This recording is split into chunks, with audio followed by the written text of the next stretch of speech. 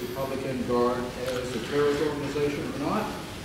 And more generally, do you see Iran as primarily a serious threat in Iraq? How would you deal with the Iranian issue? Well, I would not have voted for that Senate resolution. I think that was saber rattling, and I think Senator Clinton was wrong to vote for it, and so was 75 other members of the Senate. You know, it was politically expedient, but why necessarily saber rattle? So I would have voted no.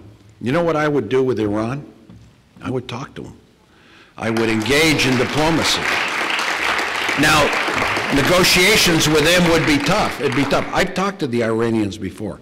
By the way, I think if you know a little bit about my background, I've talked to the North Koreans and gotten prisoners out and got them to stop their nuclear reactor. I talked to the Sudan ceasefires and prisoners. I went head-to-head with Saddam Hussein and brought 2 prisoners back. In fact, President Clinton used to say, bad people like Richardson, so we'll send him.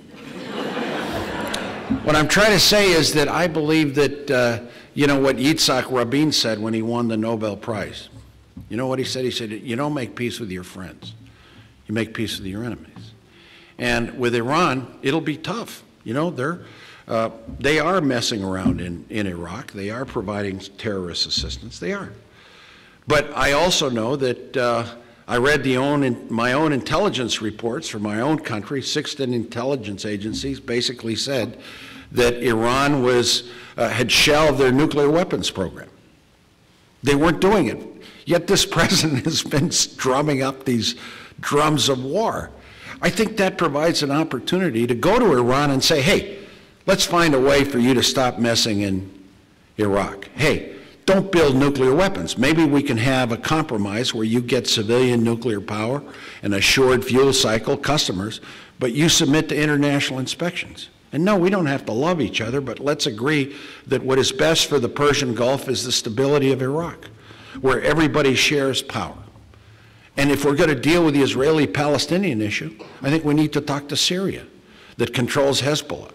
We need to bring Lebanon in. We need to find a way that we negotiate with diplomacy, not with threats, not with saber rattling, not calling everybody an axis of evil.